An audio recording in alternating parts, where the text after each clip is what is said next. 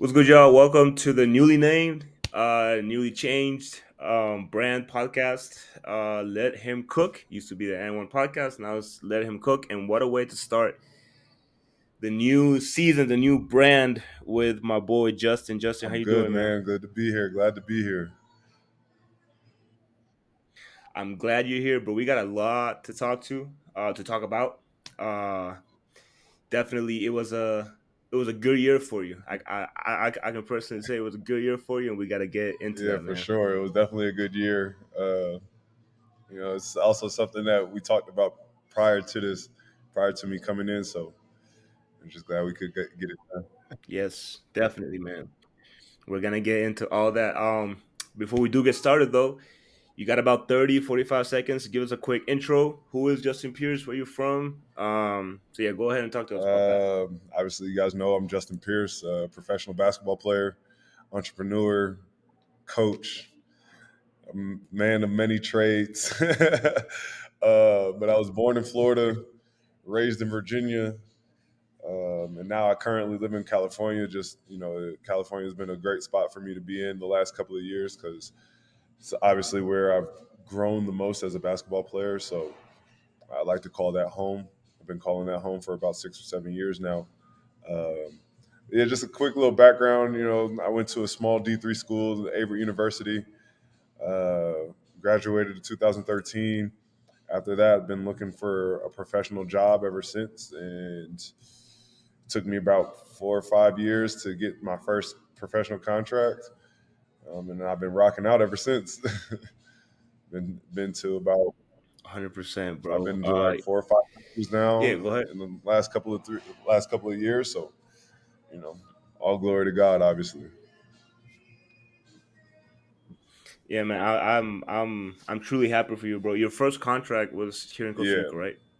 2020, Yeah, I'm. 2021.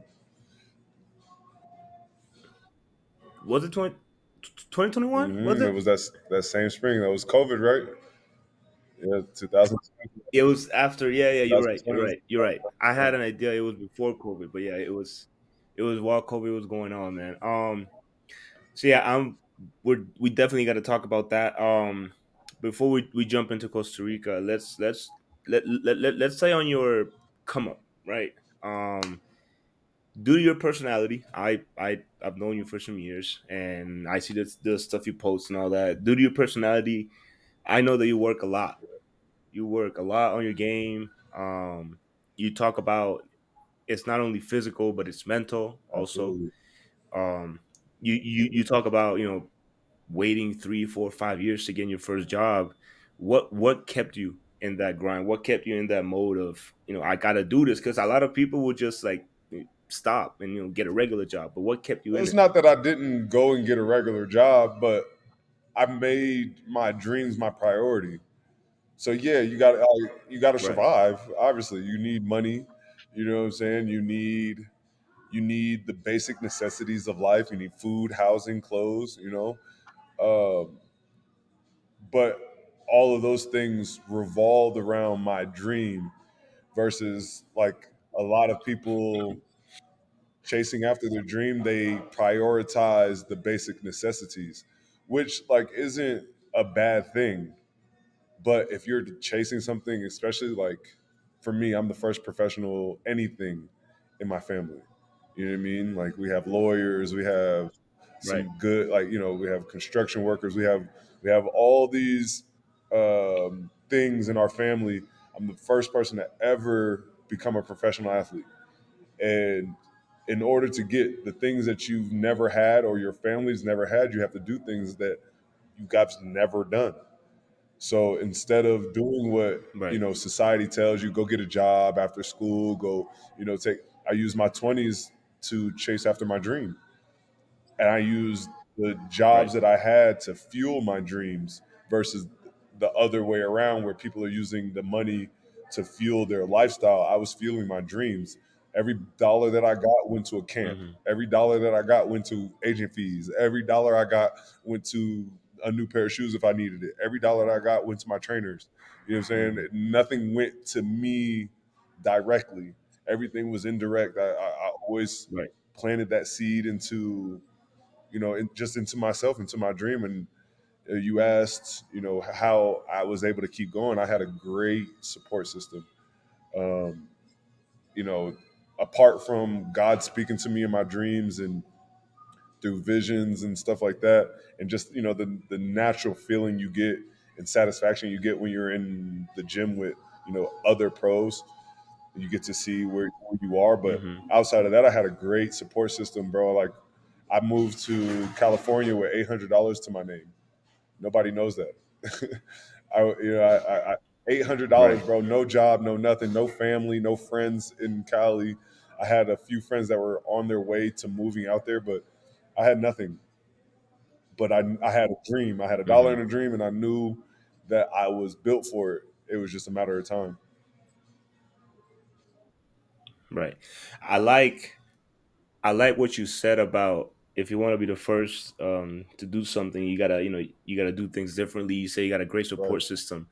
Um, what was what was your family's reaction when you said, you know what, hey, I'm moving to Cali. I'm chasing my dream. I'm doing this So on the my good own. thing about how I grew up is I'm very close with my family, especially those that were in Okay. my household. My mother, coming from a single parent home, my mother and my two other brothers that I live with. I have more brothers and sisters, but those were the brothers that I live with.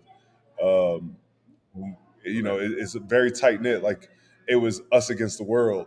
So me telling my mom that, hey, I'm getting ready to go to California. I don't know what's there for me, but I'm supposed to be there. I'm going.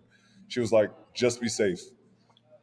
I support you 100%. Right. Just be safe, and keep tabs on in when you're out there, because it can be dangerous, especially being out there by yourself. And she knew that I didn't quite have a plan, but I had a plan, if that makes sense.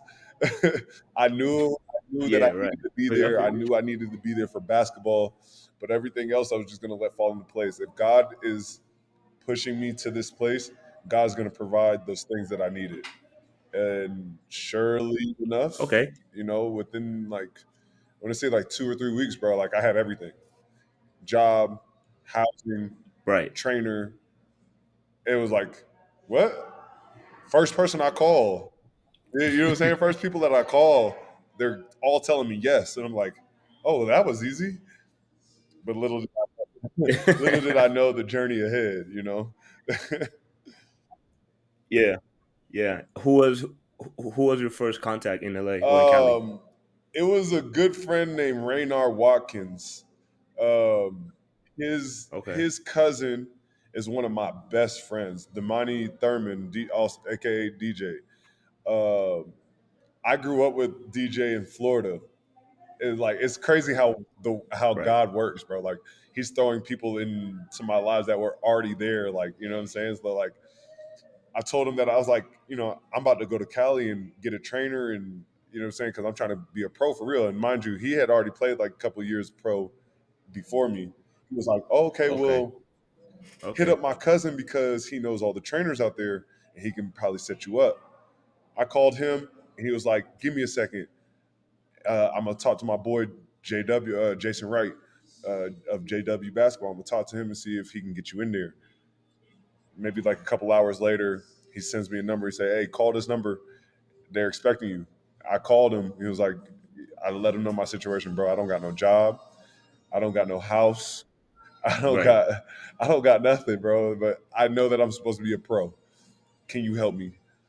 Like, Right. show up to this workout tomorrow at this time. And I showed up, and the rest is history. So he started putting me in front of the people that, like, he. It's funny because, like, he started off as my trainer, but he didn't finish as my trainer. He put me in so many different. He put me Okay. in so many different areas, and I got to meet so many different people through him. I was basically able to choose who I wanted to help mold what it was that I was going to become as a pro. Um, so, like, I want to say, Okay. like, maybe I trained with Jason for maybe 6 months to a year, and he brought in another trainer to help out his brand. His name is Cliff Baker. I don't know if you see my documentary, but he's featured in it a lot. Um, Yeah. Okay. me and him hit it off the very first day that I met him. Like I'm talking like arrogant dude, like an arrogant, confident dude is like, and it's not a lot of arrogance. Like it's just enough to where it's like, oh, this dude just knows what he's talking about, you know. And I like those type of people, like guys Right. that are confident in the Mm. things that they're doing. Even if they're wrong, they're gonna tell you they're wrong in the most confident way. Like, and we hit it off. He kept it a buck with me, from day one, and he's been my trainer ever since. I've been training with Cliff for like 5-6 years now. Okay. And how? I mean, you switch trainers, and well, that's who you're still training Yeah, with, so right? it's like With it's not so much switching trainers.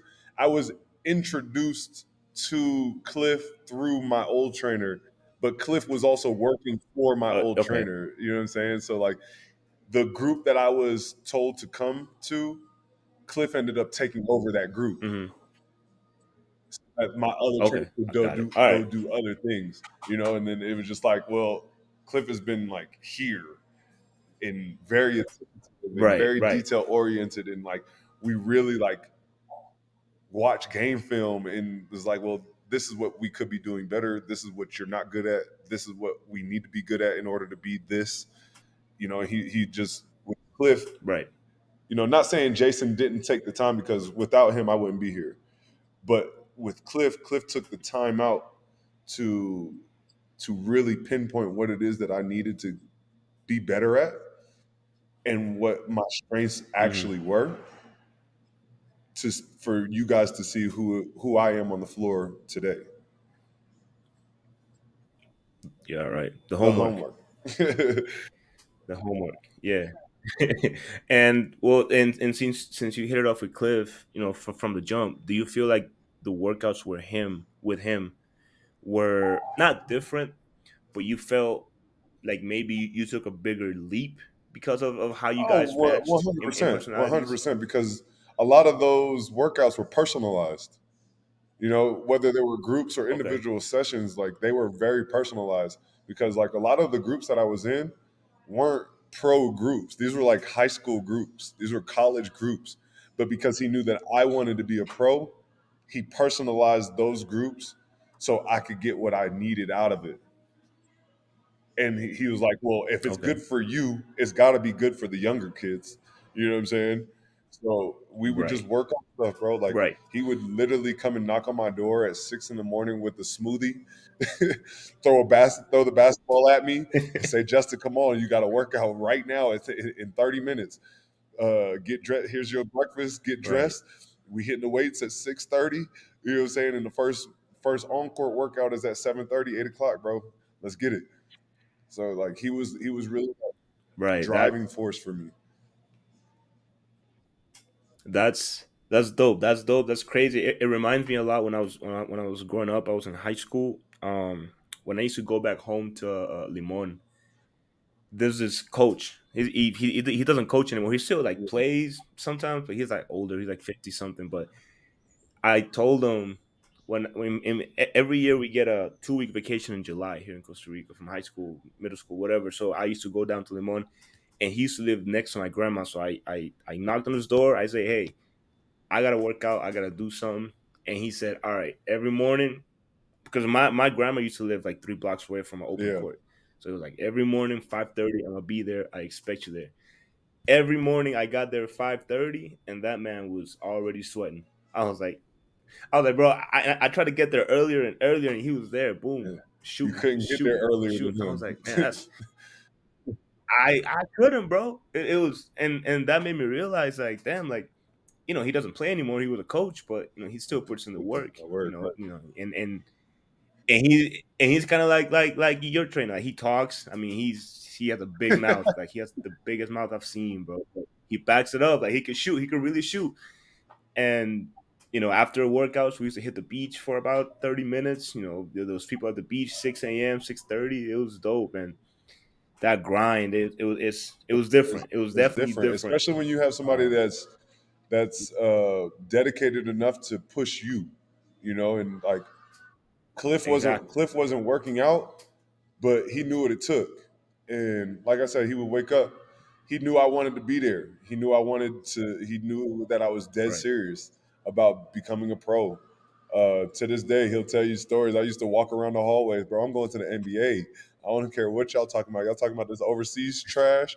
I'm going to the NBA, bro. He's like, all right, well, let's get you somewhere first, bro. Like, okay, well, Yeah. show me how it's done, and I want to say not even a year in, bro. I'm working out with former NBA guys. I'm working out with Josh Childress. I'm working out with current overseas veterans. I'm working out with, NBA guys that touch the NBA. Like I'm working out with all these dudes because of him pushing me.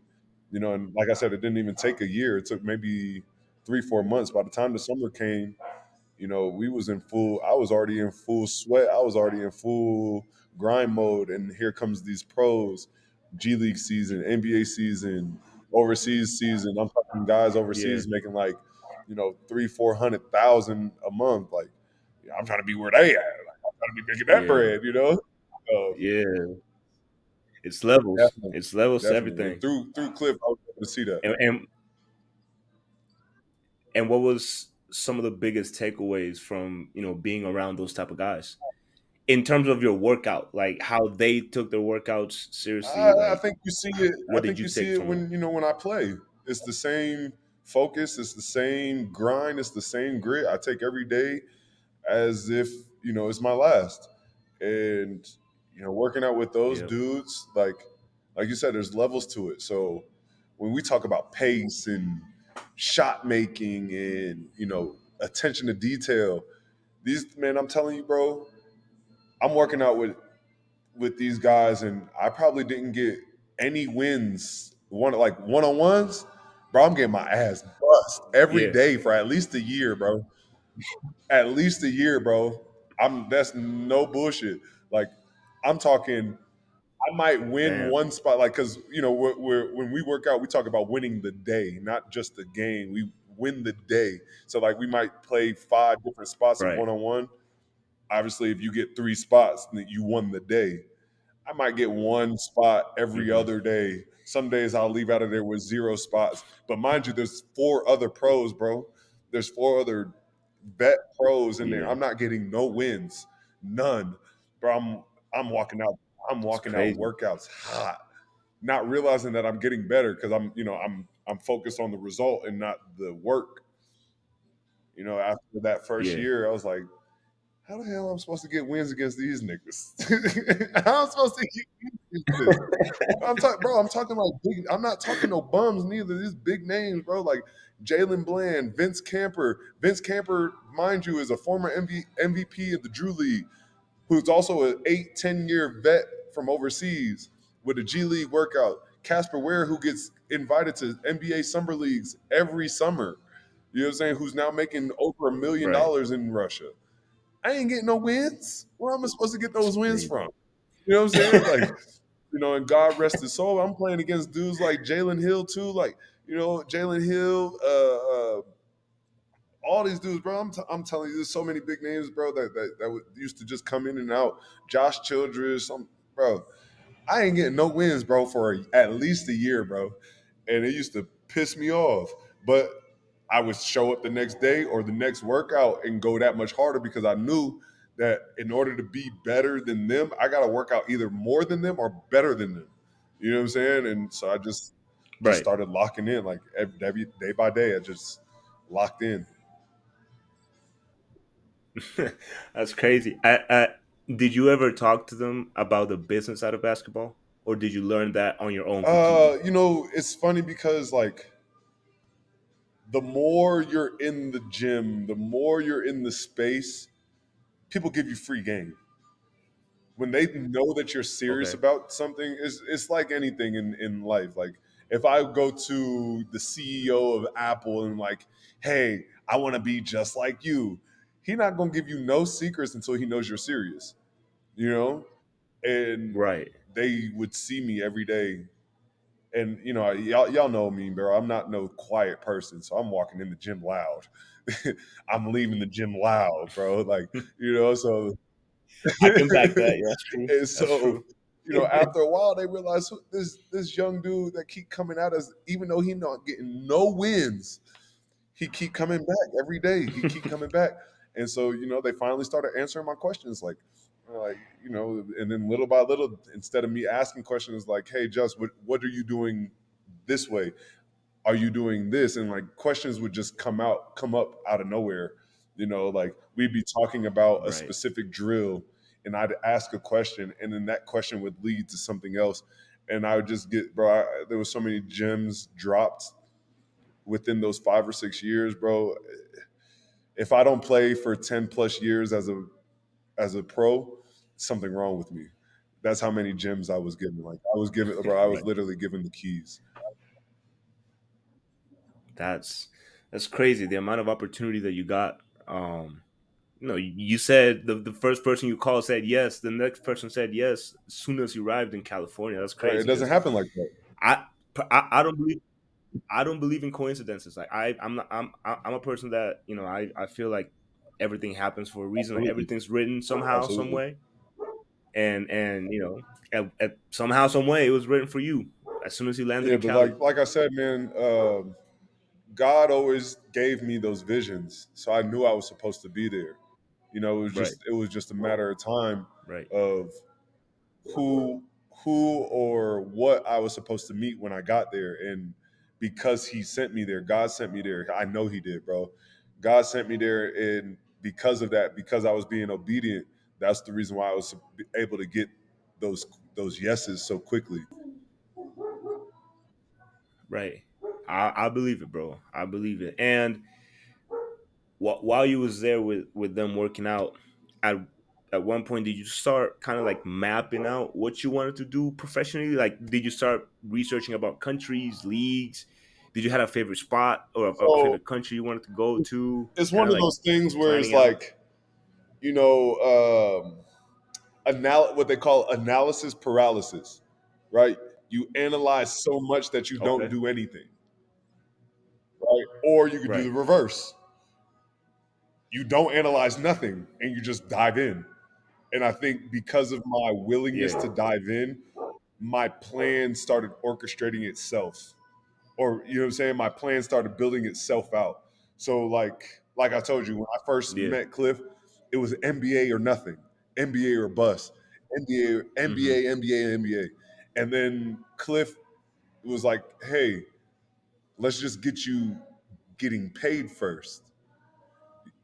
It was like, Right. maybe you're right, because I don't got no job, I don't got no house, I don't have a car, you know, I just need some money. And to be playing basketball doing it, Mm-hmm. let's just get you some money first. So, okay, let's Mm-hmm. focus on getting overseas. Okay, now we're overseas. Let's focus on what's the next step of being overseas. Okay, dominated in the league. Okay, dominated in the league and then get leveled up. Level up in this in FIBA. Okay, now let's talk about NBA. Just having those people around you to kind of keep everything in balance and in check. Like this is where Right. you're at. Right. We're not at that level yet. We can't talk about NBA yet. Like that's your Mm-hmm. goal, but let's see how we can get there. There's levels to that. Let's meet you where you are right now. And right now you're not NBA. You know what I'm Mm-hmm. saying? And I had to And there's nothing wrong with that. no, not at all. And obviously it hurt And my feelings because it's like, nigga, what you mean I'm not NBA? You supposed to believe you're my trainer. yeah. But then you realize like he is looking out for me. It's not that he doesn't believe, is Right. that he knows the steps. He's seen NBA before. Mm-hmm. He knows what that looks like right now. And so, you just Right. you take the leap of faith, and the more obedient you can be in that, the better it is, because now look at where I am. I've touched some of the top leagues in South America and Latin America. I'm being Yeah. I'm being considered for more jobs in those top markets. So it just goes to show that the work, not just the work, but the people around you are important, because I could be putting in the work and my trainer just says, "Yeah, you are going to the NBA. Let's go," and I'd be full of shit. it would be the wrong information. So like I'm True. thinking that I'm already NBA and I'm working like I'm already NBA, and that might not be the case. And so now I go to these True. NBA workouts and I'm getting Yeah. denied, and I'm like, but you said I was the NBA, you know. And so I'm grateful for Yeah. the honesty that my peers, my group of friends, my second family. I'm grateful for that honesty. I'm grateful for those ass whoopings. You know what I'm saying? Like I'm grateful for them because now it's Definitely. like I said, you see it on the floor. This is a whole different mentality between me and whoever you think is good.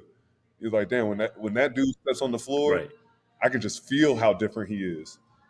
You know what I'm saying? Like, and my game ain't Right. crazy Right. flashy. It's to the point. You know what I'm saying? Like, I don't That's need a bunch true. of this stuff. That's true. Be- That's because I know if you stop this simple stuff, I got something else. That's true. That's true. You're right. I mean, you were kind of like the water, and he just gave you a Right, mold, basically, right. And I right? was, and, In that and situation. I was able to just kind of take in all the information, and sometimes I didn't hear it that day, but eventually I was like, oh, aha, you were right. Okay. And then I start using it later and later, you know what I'm saying? And then that's how you just kind of mold after getting that pre-mold, you start to mold yourself, through those lessons. So, Okay. it's a beautiful thing when you can have that combination. It is. And talk to me. What got you in Costa Rica? How did you find out about Costa Rica, our league? Who you talked to? Who talked to you? Um, What was the Costa situation, Rica's man? Costa Rica's a Because little different, that first bro. year was crazy. That first year Yeah, was Costa crazy. Rica's a little different, bro, That because first year like was crazy. Costa Rica came at a point where the world was stopped. Like COVID stopped Yep. everything, and if you remember during that time, people were just like moaning and groaning and making up all types of excuses, like why they couldn't get in the gym, or how COVID stopped their pro career, or how they Hmm. stopped their college career. Unfortunately for some of those seniors, it did. And for some reason, I never felt like that. COVID actually boosted me, bro. Okay. Like people were talking about how gyms and stuff were closed, public places were closed. I was in the gym every day during COVID. I'm not talking just getting shots up by myself. I'm talking hardcore training, out on the beach, out in the weight room, in the Yeah. gym, getting thousands of shots up every day of COVID. And so it was just like a Yeah. matter of time. Like I didn't see it as a hindrance. It was actually a boost for me because Hmm. my saying the whole time was, the world stopped, but God kept me moving. You know what I'm saying? He stopped the world Hmm. so he could springboard me back to the level that I needed to be. And it was very much Right. true because all of the connections that I had made over the time that I was just training started to network with me for real, because they realized, hey, he's actually still in shape. He's still working out. My guy, Brian Lubby from Apex Hoops, hit me, and was like, hey, Costa Rica's having a draft. I don't know how you feel about leaving the country during COVID, but if you have your vaccine, I'll put your name in the draft, and they're gonna continue on with their season. It's like it's a good project. It's good for you because you'll be able to, get your stats and be in the FIBA eyes, and kind of springboard your career. I was like, oh, that's a no brainer for me because I'm gonna Hmm. go there, and while the world is stopped, get a year of professional basketball in and figure it out from there. And that's exactly what happened. So, I ended up going to Caribe Jugares, not the best team, but from that season, because I had current game film and I was working out so much, I was put in consideration for a tour out to Uruguay. I ended up signing to Uruguay, and I was there Hmm. for 8 months, and I've been rolling ever since. Did you ever get nervous when you first landed here and you were practicing the first game It coming up? wasn't nerves. How's your It wasn't emotions? nerves. It was more emotion because it's like I'm Okay. finally here. 4 or 5 years of Yeah, work, you did it. bro. I'm talking in the lab, bro. Like, like in the lab, 4 or 5 years of just putting in work. I'm finally getting paid to do the things that I was not getting paid to do before. Finally, so it wasn't Right. nerves for me because, for me, there's no pressure in basketball. The pressure for me was my next meal while I was homeless. You know what I'm saying? My next workout. That was the pressure for me. So to be recognized for the work that I put in, the pressure was alleviated immediately. It was just going through the nerves, understanding what was expected of me.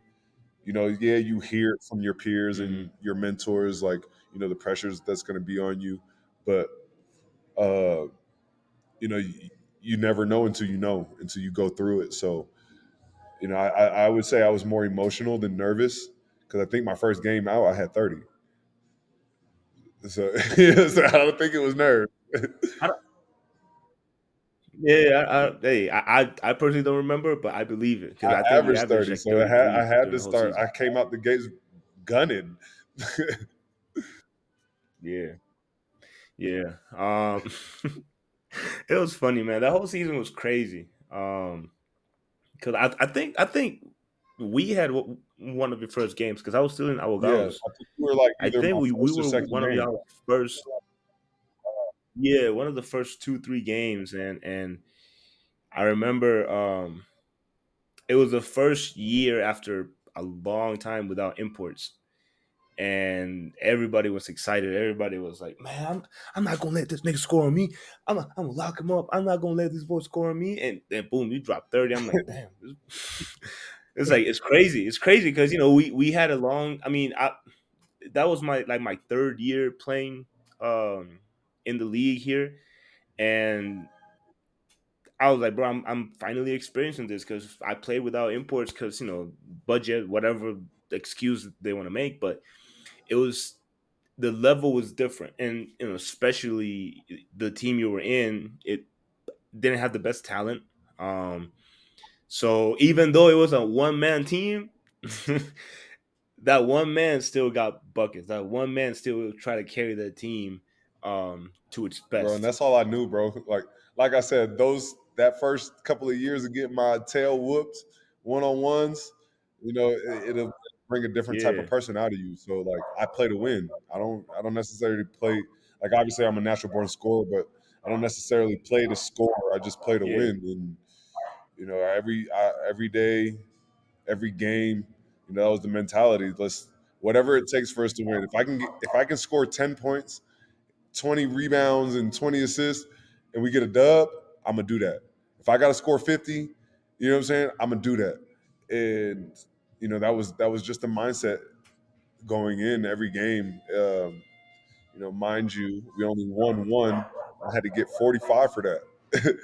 I had to drop 45 for my only win, but it was like every night that was just a small sample size of what I was actually thinking. Like whatever it took, whatever it took. I'm gonna put my teammates in a position to be successful.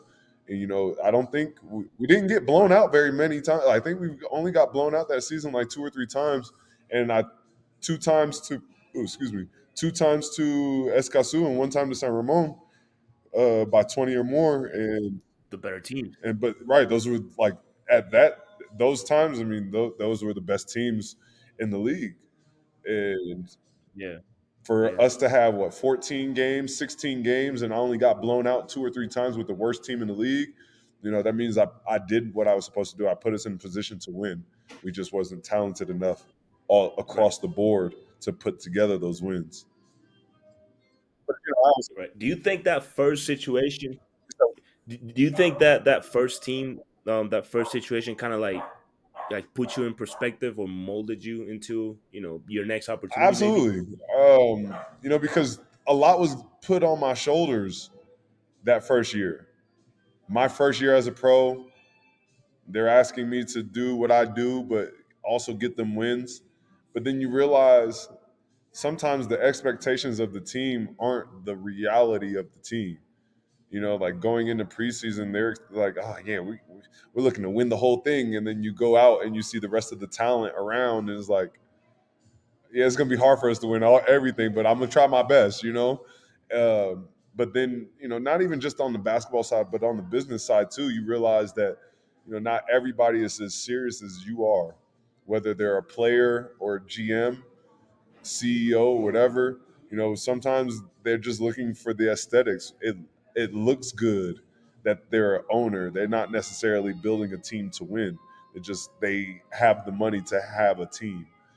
So it definitely changed my perspective on how overseas basketball is ran, because I knew from that moment on, I knew that no matter what country I went to, I could possibly run into another situation like that, where my owner is also the coach and is also the GM, but is doing nothing for the team to help the team be successful. Right, right, right. And once you landed here, how do you think? Because we had great imports, and of course you're gonna say, yeah, I was, and you were the best. Basically, I mean, you won MVP, you won everything at the All Star event. You did a lot, for the team, for the that city and stuff. But how do you think like the competition in general was over here, across the board, across all Across teams? all teams, I think it was pretty fair outside of San Ramon and Escazú, which both teams were built off of national team players.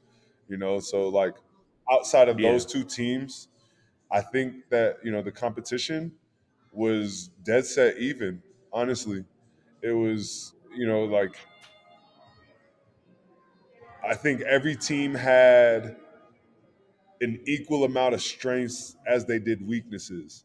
Not everybody had the same strengths or Okay. weaknesses, but I feel like had the equal amount. I mean, but you've seen it like throughout the season. Like outside of those top two teams, the board was damn near open Hmm. for everybody to make their playoff push. And so Right. Right. and so now you fast forward to this year, it made for an even better season because now everybody is taking it a little more serious. Everybody's like, well, we got to go get the best import and we got to put together the best national players. We got to shuffle around our squad because That's like true. from this year and the year that I was there, a lot of people have shifted around. Some people are on teams I never thought that they would have the opportunity to play for. You know, I got Right. a couple of friends that were playing on my team that are now on some, top 3 seed, top 4 seed teams. And so it just shows you the Yeah. level of competition from the year that I was playing in and how much has grown since then. Yeah. I think we all. I'm not gonna say we all, but a lot of people took it more seriously. Um, learning more about the project that the league wanted Right, to do, and teams putting more money right. basically into the players. That helped also. Um, and I'm gonna jump over your other countries. I'm gonna jump to this year when you came back. Um, and let me tell you, nobody expected it. Nobody saw you coming here.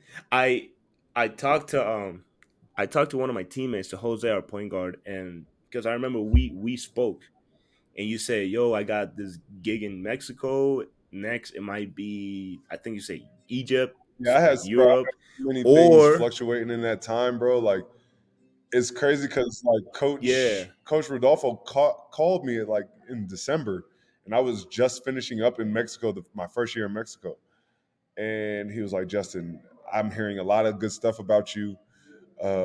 They're putting together a new project. Sorry, I'm too far forward. Isaac Conejo and Danny Shedden called me probably August or okay, September. I almost forgot about this.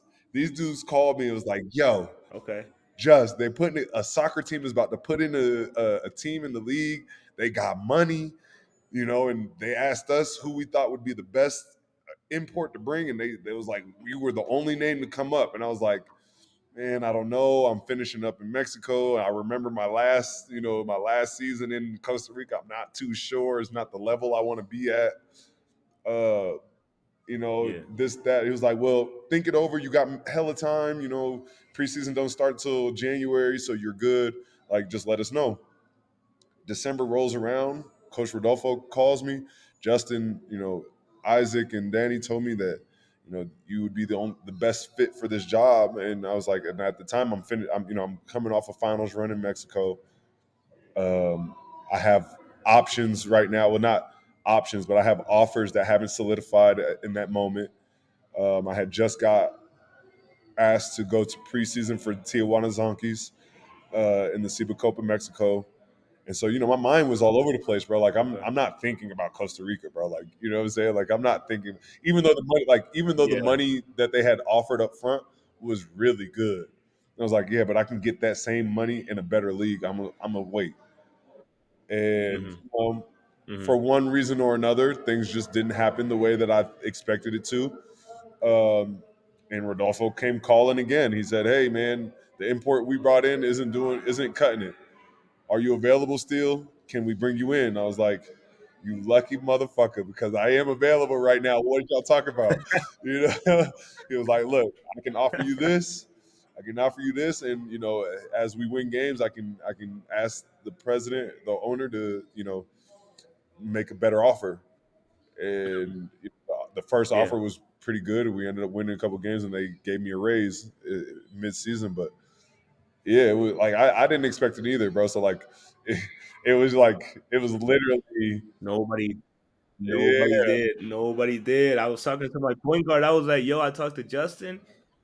He's not gonna come here, bro. He said he has Egypt. He's in Mexico. He's not gonna come here." Next thing I know, you post a story with them boys in that ice tub. I'm damn, like, "Ain't no way, bro." Like they cut the other import after we played yeah, them. Like we played our third game against them, the Pelicans, and like the day after I found out he got cut. I'm like, damn, that's fast. And then like 2 days after I find out you coming, I'm like, fuck. Like that team is already yeah. good. You know what I'm saying? That's what I was thinking about. Like that team's already good, and they're gonna bring Justin. Like it it didn't add up to me. I'm like, bro, it's gonna be tougher now. It's gonna be even harder. But hey, I mean, we still gotta play. We still gotta play. We still gotta try to beat y'all. But it was definitely unexpected. And talk to me about your welcoming. How do you think about that hot ass city? Because it is a hot Man, ass city. Y'all played in a hot ass El gym. Horno. We hate playing there. Everybody got Uh, cramps playing y'all there. got crazy. We played in that Um, joint every talk to day, me bro. about um, talk to me about the Pelicans and Punta Arenas, man, I'm gonna tell you like this, man. I love that city, bro. With the heat and everything, I love that city, for bro. real. Like, not only did you know, as you already know, I knew the Sheddens. Those are like brothers to me. We had always kept in contact throughout the years since my first year out there. Uh, but from the time I landed to the time I left, bro, it was nothing but love. I'm talking like the same way the city embraces their soccer team is the same way they embraced us. And I'm talking, I saw that. and you know how it is, PFC, the Sharks, they weren't good this year. I Mhm. think they were in like eighth place, seventh place. They wasn't good this year. But every They were home game that terrible. I went Yep. to, packed out like their first place, Yep. and they treated us the Yep. same, And for that, I appreciate them because I think because of that support, we were able to win. We were able to win it all against all odds because even with the addition of me on that roster, people still had doubts because you ex Casu, reigning champions, 3-time champs, back-to-back years. Three-time champ. So they not expecting Mm. a first-year team, regardless of who their import is, to come in and win. And despite all that, Punta Arenas expected us to win. It went from being a project to being a championship caliber team, and they quickly realized that as we started to win games. Um, and there was no like every game was packed out, bro.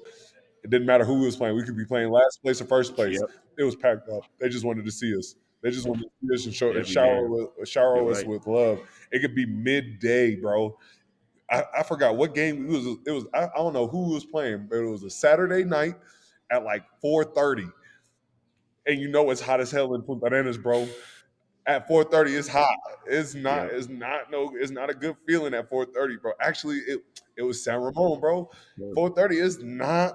It's Okay. not fun, bro. 4:30 in that gym, El Ordinal, is not fun, bro. I'm talking. I'm foam rolling. I ain't stretched. I ain't run. I'm foam rolling. My jersey is drenched. And Yep. guess what? Sold out. The gym is still sold out. Rain, sleet, snow, tropical storm, they were going to show up. You know what I'm saying? And That's I true. think that was the greatest thing. Like that was one of the greatest things, one of the greatest experiences outside of playing in Uruguay. I think that was one of the greatest experiences that I've had. Yeah, I think y'all crowd really pushed y'all in a lot of situations, 100%. and I'm gonna refer specifically to the final, that last Shit, game. I would say you The say the last game. crowd I said got game y'all hyped. one. We went to I mean, we went to Escos stole that yeah, I didn't go. because of them. I, Yeah, I didn't go to the first game. I heard that it was a lot of orange people, orange flags in the Bro, crowd. it got so bad that they had But to go on the microphone and tell some of our fans they had to push us to one side, bro. Like we had it was so many of us, bro. No, I'm so serious, bro. It was so many of us, and there was not enough seats for the Escazú fans that they had to take some of the orange shirts and push us all on one side of the court. So we had one half, and mhm, Escazú had the other half, just so that they could fit in Escazú fans, bro. That's how bad it was. that's That's crazy. like that's the That's reason why we crazy. was able That's to go in crazy. and take it to them in the game one. Game two, ain't no Escazú Yeah. fans. It's all us. So down to the final seconds, they're pushing us, bro. And it was yeah. You can't. That's one of those feelings you just can't beat, bro. Yeah, that last game they definitely, because the Escazú. Let me see if I can remember right. Moya hit a three. It was an Hmm. N1 for a three. They were up, I think, two or three. I I think don't remember, and it was like we under had a minute just left. finished tying the game. Moya, no, sorry, yeah, Yeah. we had just finished tying the game. They missed. I forgot who scored on our end. No, we went free throws. We were up one. Moya hit the and one three. Hmm. We came back and scored again. Hmm. Now we're down one. Yeah. Wow. Okay. Wow, bro. No, sorry, Yeah, it sorry, was sorry, a lot sorry. happened. I messed that up. I messed that up. We scored. We were up two or Okay. three, and then Moya came down and got Okay. the and one three and put them up one, and we called timeout. Okay. That sounds right. That sounds right. A lot happened Bro, in that last last, 35 what, seconds was minute, crazy. minute and a half. No, the last 35 seconds. Crazy. Now Last 35 seconds was crazy. let me ask you something though. Did you what was the play? Or what was the how do I say it? What did y'all talk about in that last huddle before you made the last basket? Do you remember? We drew up a play as one of our out of bounds plays is to get me open to run right into a pick and roll. Okay.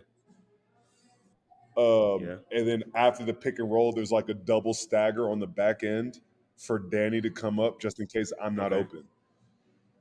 And Okay. mind you, Rodolfo is out of the game. He's ejected.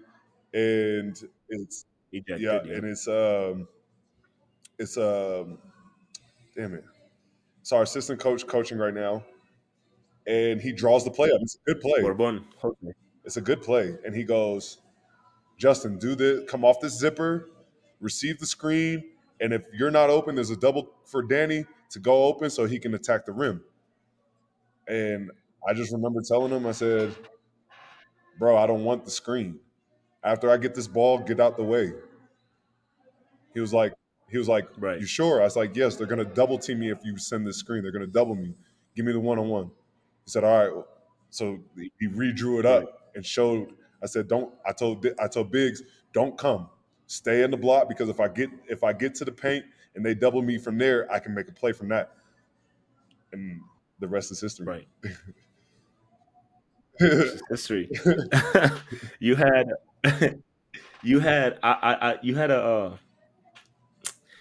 kind of like a battle going on with Kai in that game. That's why I knew I Um, wanted to make one. and I talked to him. I talked to him, I think 2 weeks ago, and I asked him about it, and he, he's a professional too. He has, I mean, he's experienced. He's a professional. He wanted to guard you. They told me he wasn't supposed to guard you. He said, "Fuck that. I'm gonna guard Justin." And I respect it a lot because that last shot, it could go one way or another. You either take it on the chin or you miss, and there's a game three. Yeah. But that battle that you guys had, I mean, did it carry on from game one, or did it start at that last game? Realistically, bro, it started the first time I seen them in the regular season. He had chirped at Okay. me, and mind you, I only had a couple games with Punta Arenas. I hadn't been there long. We're still trying to figure Yep. it out. We ended up losing that game by like 15. He had started chirping, and like, I'm a big believer, like, don't chirp at me, bro, after you get the lead. You either start the game chirping Hmm. or like a guy that I really respect about that is Nick Thomas from San Ramon. He was Ramon. the game one when we lost to them. He was chirping, and they was down like 10-15 the whole game. He was chirping. I love that shit. I love when a player will chirp at you when they're down or when the game is even. Kai hit Hmm. a hit a shot and they're already up like 15. Hit a shot and started talking to me, and I'm like, bro, who the fuck are you, bro? I don't even know you, bro. And that's where it started. But Okay. people don't realize this about me, bro. But I keep tabs. When it comes to this game of basketball, bro, I keep tabs, bro. I look for every little Right. thing to get the advantage. Nobody ever has a mental advantage over me, bro. It's either we're even or I'm up. Nothing in between. Right. And so I had that chip for sure going into game one, and I seen that he was guarding me game one. And I wanted to make it a point that you can't guard me. I finished with 35 in an Right. overtime win. So game two, he knew he had to step his shit up. Otherwise, he was gonna get torched for another 30. And the game, Yeah. wasn't going how either one of us expected. So I think we just kind of sold out to that. Like, okay, well, there's not a lot Hmm. of scoring going on in game two. So let's see who has a stronger mind. And he started with me first. And I said, bro, we can do this all day. We can do this all day. I'm the wrong one to be talking to, bro. And he said, yeah. So that first face to face happened. And then later on in the second, I think you guys see us like we're really face to face. It almost looks like I kiss him, all types of stuff. And, he told me, he was like, not today, Justin, not today. I said, bro, all right. I said, bro, you can't guard me, bro. You already know that. That's why you send in the double team. You can't guard me straight up by yourself. And so leading up to that final play, when I knew that it was going to be me and him one on one, I knew I was going to go right at him. Right. It was no question. But I respect Kai. I don't want that to be the message. Like I respect Kai because even though the regular season, I do keep tabs and stuff like that, he competed. And I'm He a did. I'm a big, big, big fan of guys that just plain out compete. They don't worry about results. They don't worry about anything else. They're just gonna compete. And he competed. He competed down to the Yeah. last whistle. And as you've seen, like when he was guarding me in that final shot, he was up. He wasn't playing back. He was He wasn't. up. He was trying to deny me. You know what I'm saying? Hmm. And so I Hmm. respect that about him. Later on, I found out that he did play. He has a solid career. He played in the states and stuff like that. So it's just good to see that level of competition in Costa Rica. Yep. Yeah. It was fun. It was definitely fun. I was there, and it was 100% fun, bro. And what what was the biggest adjustment you think you made coming to this new situation? You know, new team, good team. You know, the national team players. Last time you were around, you averaged 30. I think this year you averaged what, maybe like I think it 20, was like 20, 21, yeah, 21. 20, Nah, I was like 18. 21, 21, Yeah, it was 21, close to that. 21, 22. Okay. I think the biggest, All right. And so yeah, like the I think the biggest adjustment go ahead, go for ahead. me was I had more experience. I knew I didn't need to average 30, especially on a team like this where I have Danny Shedden, who's always top three in scoring as a national player. You know what I'm Mm-hmm. saying? I had Mm-hmm. David, who's played in top leagues around the world. You know what I'm saying? Danny, who's just now coming off of a season in Panama where he did an excellent job. I got, MVP. I had their little brother Tuntun. You know, I had, and not to mention, I have Yekel, who's coming off of a good season in Limon. You know what I'm saying? Like, I had all these pieces. I knew with my newfound experience through like what Ecuador, Uruguay, Mexico, I knew I didn't have to do as much scoring. I could focus on doing the other things. Mm. And the biggest Okay. difference was I had a real coach, somebody that knew how to make adjustments, somebody that knew game plans, somebody that knew preparation. And so I knew I didn't have to come in and average 30. I knew that whatever I did, they're asking me to still be myself, but now elevate the team. And I was going to do anything that I could to elevate the team because if you remember that first year, I averaged 30, but I was also, if not number one, I was definitely top two in steals. I was top 10 in rebounds. Mm-hmm. You know what I'm saying? I did a whole lot of other stuff that people don't talk about. They only talk about my scoring.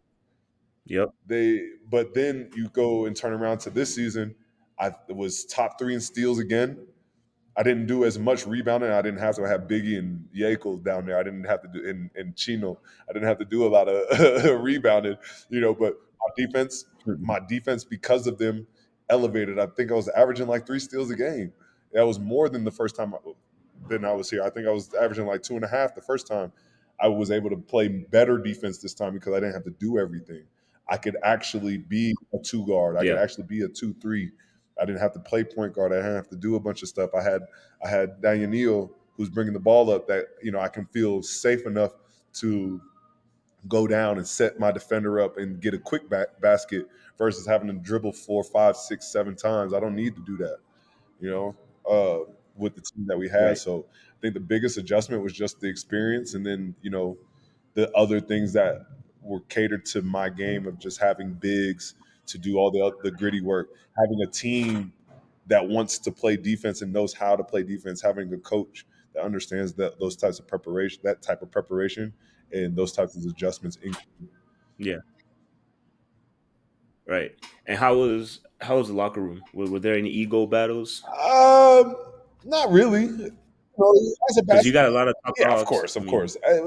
As basketball players, we'll always have our own ego, but I think the biggest ego that I had to battle against was Danny, but that's because we're both like these, like, oh my god, bro, I didn't realize how much of a competitor Danny really was. Like, you know what I'm saying? Like, he hmm want to win everything. He want to win everything, but I love yeah. that shit because like I want to win everything too. And so like we were Right. able to like sharpen each other out of that. And I think the real it wasn't even really a battle. I think it's just like he was so used to being option number one, and I'm used to being option number one. You know what I'm saying? It was just like the battle of hmm who's going to be an option number one. Even though we're saying all the right things, like I didn't care if I scored 30 or what I'm saying. I just wanted to win, just like him. He didn't care if he scored 30, but the Yeah. way we play is so fucking aggressive. It's like, okay, bro, one of us has to like chill out, or both of us have to chill out in order for this to work. You know what I'm saying? Like, because right. I don't know if you Right. like that was like our biggest thing. That was one of our biggest things in the first 2 3 games is us trying to figure out how we both were going to work. You know what I'm saying? And so once we Right, realized, right, like, man, we're just here to win for real. Let's just get the dubs. You started seeing games where he would go off for 30 and I'd have for like 15. I'll go off for 30 and he'll have like, right, 15, 18. And so like we just whatever was working that day, that's what we were gonna rock with. right. Yeah, I mean, I was very happy. I mean, to be honest, I played for another team, but I was very happy that y'all got that y'all won because of the like that local kind of like love of a small Right. town, right? Um, it would be the same way if if the Sharks won a championship. I feel happy because it's a small town. I'll be happy because I'm from there, but you got local people playing. Because most of the roster was Punta Arenas Yeah, born. facts. Um, so that's like an extra factor to it. But I was also happy about it because when you left the first year, you told me, I don't remember when, but you told me like, I'm gonna win a motherfucking championship. Like I don't know what's gonna take, but I'm gonna win one. And hey, you did it. I remember I went up to you all sweaty and all shit. You hugged me and I was like, I told you, motherfucker, I told you. I'm like, yeah, you did, bro. You did. I remember, Hey, man. what You was the did. I first thing I remember. told you when I was on my way And back here? I said, I'm only coming here for one thing. I don't got nothing else to prove. I'm coming here for yep, one thing, bro. And the fact that I was able yep, to make good on that promise, and not only make good on that promise, but to instill a new level of love in Costa Rican basketball, because that's really what it is. Like we brought this new level, this newfound love of basketball in a province that didn't have it. You know what I'm saying? Like now they have a hmm team, a championship team. They're going to start growing because of that. Basketball in all of Costa Rica is going to start growing because of it. That battle that we had, underdogs versus the three-time champs, people are going to see that and like it wasn't no easy cakewalk like some of Escasu's wins have been in the past. This was a hard fought battle. Like hmm people forget that game one in Escasu we were down the whole game. yep, In game two in Punta Arenas, we were down the entire game. It was a back and forth battle. It was a good battle. It was must see TV, and I'm so happy yep, that I was able to be a part of that. And like I tell you guys all the time, I want to help grow Costa Rican basketball to get it to a level to where it's respected.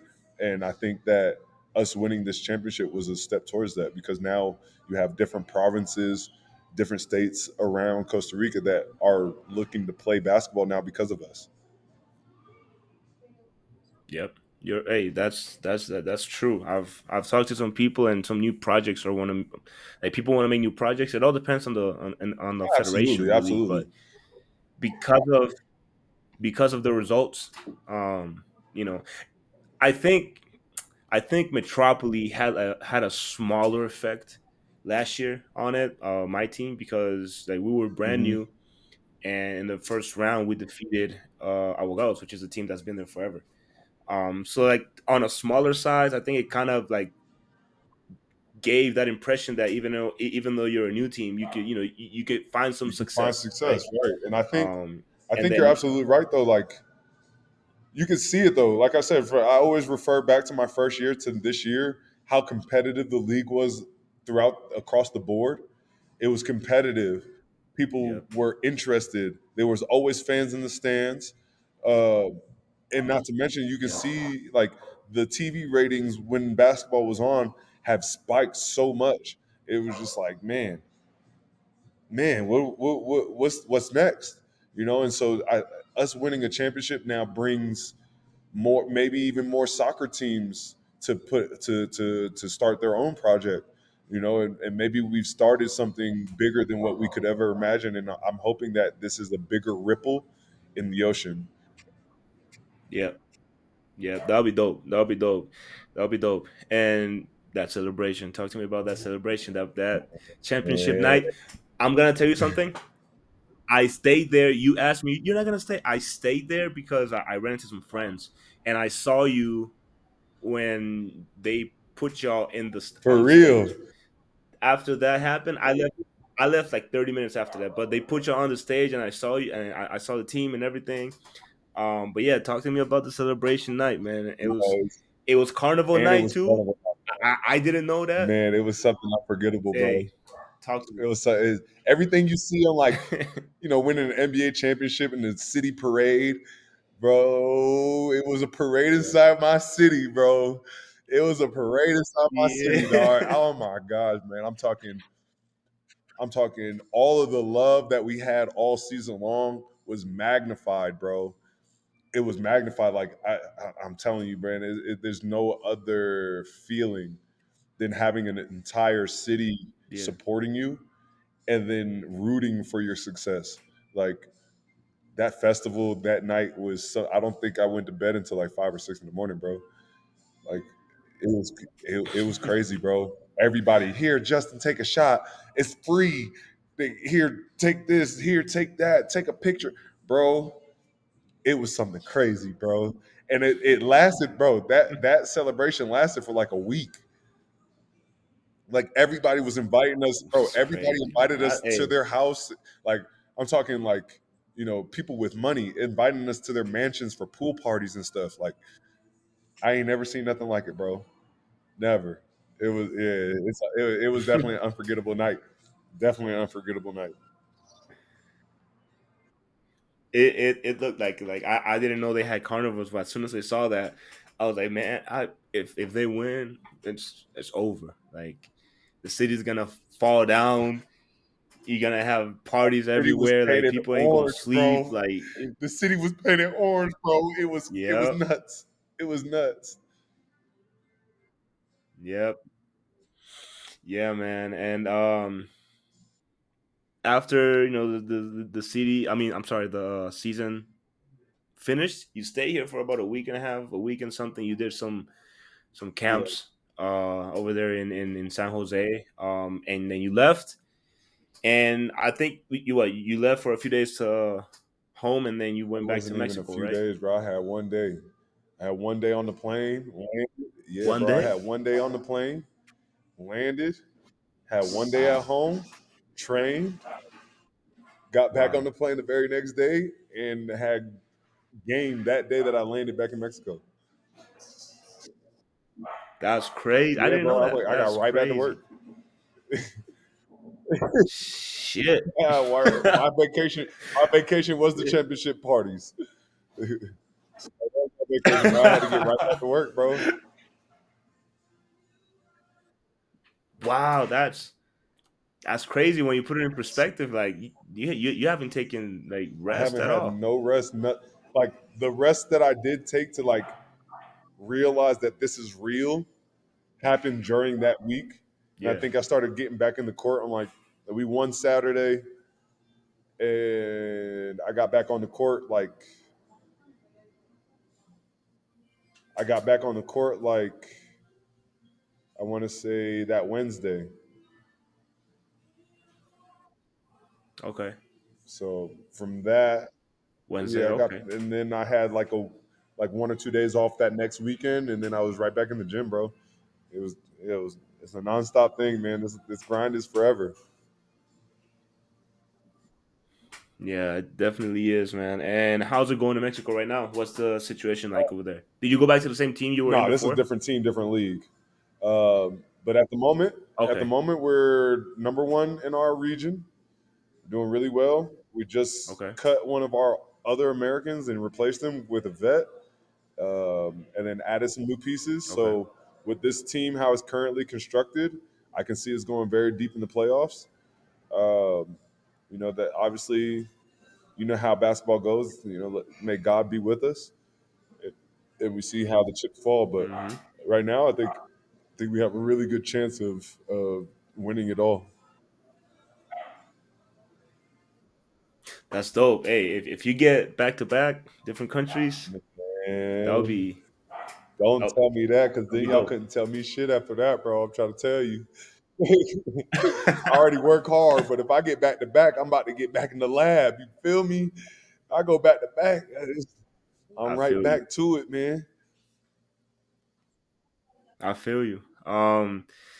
I think The last thing I want to touch on is the Pelicans are gonna join this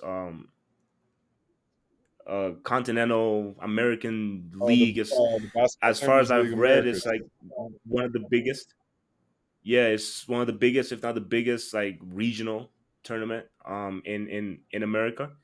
Uh, do you plan on coming back to the Pelicans for that? Have y'all talked something through? What's the Truth, mood looking like for that?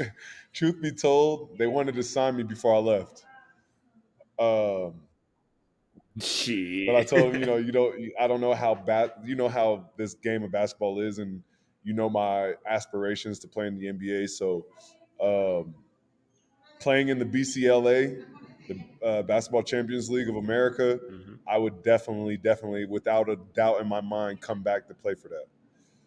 If we are able to Okay. get our ticket, buy our ticket into the Champions League, I will be here for that.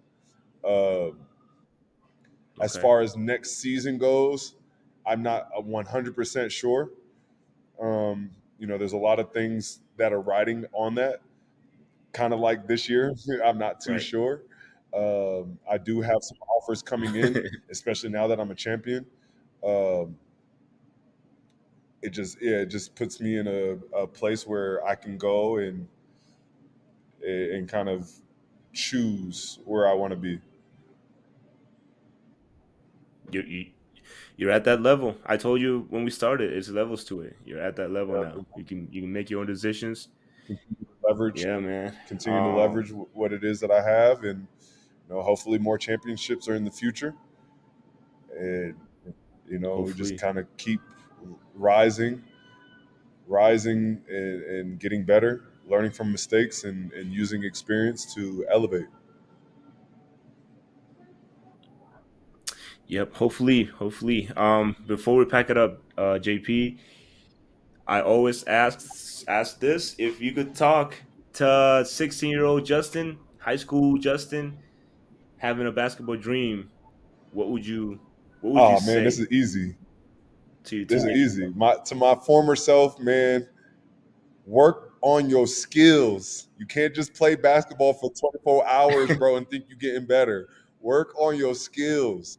Work on your skills and work on them every day. The same way you used to play from sun up to sundown on the basketball blacktop, you needed to be getting thousands of shots up. Work on your game, young man. Work on your game.